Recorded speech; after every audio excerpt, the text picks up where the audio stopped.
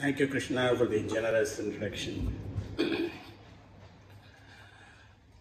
I congratulate and also thank the Academy for organizing this two-day national seminar on Subramania Bharati. It is a momentous occasion, not only for the Academy, but also personally for me. I had been yearning for this occasion for long years. It is not just because I consider Subramania Bharati as my friend, philosopher and guide since my boyhood. But I have always felt Bharati has not been recognized duly in his lifetime and even after his death. Many reasons were attributed to this lapse. Renowned scholar and administrator Gopalakrishna Gandhi, in one of his speeches in 2018, observed that it has nothing to do with Bharati and has got everything to do with us as a nation. His perception was North dominates her political and cultural imagination on the rest of India. But I am of the opinion we as Tamils are also equally responsible for this, blame. We have never bothered to translate his works in other languages so that they comprehend Bharati's versatility and greatness. Thanks to Academy, now we have overcome this setback, at least partly. We are also grateful to Dr. Sirpi and his team. Two of the translators, Dr. Raja and Usha Rajagopalan, will be joining us in this seminar, are here with us today for their earnest and tireless work, which enabled the Academy to publish translated work of Bharati in 2 volumes in 2016 and 2017. All of us, Bharati admirers, are grateful to them, to Dr. Sirpi and his team, as they have broken a barrier and have paved a path to take Bharati to our compatriots. Today we have erudite scholars and writers of eminence like Dr. Dhrubajyoti Bora, who is a significant voice in the contemporary Assami literature. He is a physician by qualification, but he is a literati like Sudha. Professor Sanjukta Das Gupta, an internationally renowned poet from Bengal.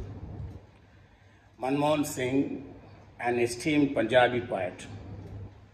Mr. Sadanand More, a renowned writer in Marathi and 10th generation descendant of Sant Tukaram. Dr. Mrinalini, an eminent Telugu professor and critic. At this moment, I thank Dr. Ram Bahadur Roy, director of Indira Gandhi National Center for Arts, who was former editor of Jansata and a doyen of journalism. He was a very close associate of Jayaprakash Narayanan, and he was the first one to be arrested under visa during the emergency, who has consented to deliver the valedictory address tomorrow. Many Tamil-speaking great minds, like Dr. Sudha Seshan, Vice Chancellor of MGR Medical University, Mr. Raghunathan, former Chief Secretary of Delhi, Dr. Y.S. Rajan, an illustrious scientist, Ms. Sivakani, a former civil servant and an eminent writer in Tamil, and Mr. Sai Deepak, a Supreme Court lawyer and an author whose just released book, India That's Bharat, is holding an envious top position at the bestseller in Amazon for over a month. Dr. G. Uma, from Indira Gandhi National Open University, a scholar in women's studies whose expertise was honed in Germany, Dr. Tamil Chelvan from Aligarh Muslim University, are also here to bring out the various facets of Bharati. This is an august assembly of eminent and erudite Indians from east, west, north and south who pursue different vocations but are united by a common string, Subramanya Bharati. This is a testimony of diversity and celebration of plurality, which Bharati believed and practiced in his life and works. Today, the country remembers Bharati as a fervent freedom fighter and a passionate patriot. Many celebrate him as a bard who pioneered Tamil to its modernity. Of course, he was. But is that all? We don't know the color of a light until it passes through a prism. We don't perceive that it carries a rainbow within it unless it enters into a prism. Subramanya Bharati is a rainbow. He is a visionary poet, versatile author, a voice for the voiceless, a social reformer, and an uncompromising nationalist, a secularist in its true sense, an innovative journalist, a polyglot, and a mystic, all rolled into one. Today, Academy, through this seminar, holds prism before you to see the rainbow that is Bharati. Rainbows are rare and rainbows are short-lived.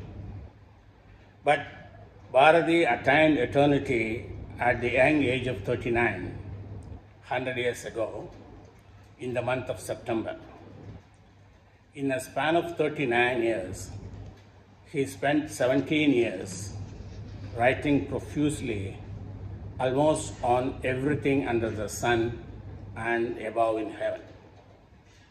Varadarajan Ramasamy, more popularly known as Vara, in his Boswellian biographer, writes, in Poems of Bharati, do you want humor? Yes, there is. Do you want sorrow? Sure. Do you want ecstasy? In excess. Fury? In abundance. Consolation? Volumes and volumes. Philosophy? Paragraph after paragraph. Why prolong what is not here?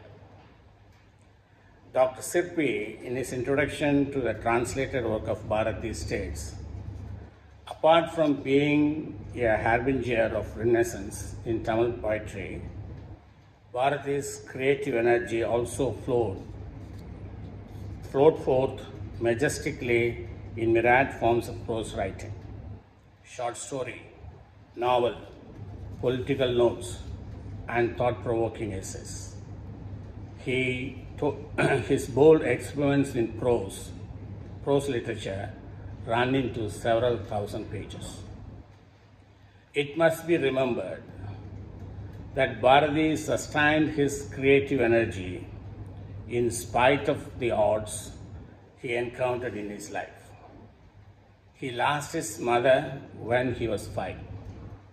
His childhood was discontented as his father was going through a tremendous hardship consequent to the debts he acquired due to the collapse of Etaburam Cotton Gin Factory Limited, a non-starter. At the age of 15, he almost became an orphan, having lost his father. Thanks to his genial aunt, he pursued his studies further at Central Hindu College at Benares. Benares Hindu University didn't exist at the time. He exiled himself to Pondicherry. He exiled himself to Pondicherry when he was 26. He was not living in penury as somebody would like to portray, but had always been strapped for cash. Though he was a posthumous bestseller, Sakti Kalanilayam's edition of his poems sold 15,000 copies in 1 month in the year 1957. But though he was not a bestseller in his lifetime, it was hard to find the publishers during his lifetime. He self-published some works which were proscribed by the British government twice. His newspapers and journals were forced to fold by the colonial powers and their censorship procedures. He was imprisoned, and when he was returning home from his exile, at the fag end of his life, he lost his health due to some habits. Amidst these serious hardships and challenges, he produced profusely. He was born in a conservative Brahmin family in late 19th century, but he denounced orthodoxy. Banaras turned him into a polyglot with a proficiency in English, Sanskrit, Hindi, Urdu, and Bengali. Yet, Tamil was the language close to his heart. He was also deeply impressed by October Revolution of 1988 in Russia and was ecstatic at the downfall of Tsar, but never advocated nor approved individual annihilation of British officers. He was a devout Hindu, but wrote songs in praise of Allah too. Albert Einstein's tribute to Gandhi fit perfectly for Bharati as well. Einstein said on Gandhi, "Generations to come will scarce believe that such one as this ever in flesh and blood walked upon this earth." Here we have with us an opportunity to discuss, deliberate, discern, investigate, inquire, evaluate, relive, and reconnect with his works, as it will help us to understand him better. Bharati was calling us to celebrate the legends and leaders, be it Akbar or Tilak, as it will enable us to introspect about the conditions of a nation. Had he been alive, he would be happy to see this commemoration. Thank you, Academy. Thank you, Dr. Rao, and thank you all the people who had helped us to arrange this two-day national seminar. Thank you all. Many thanks, sir. In a nutshell, you provided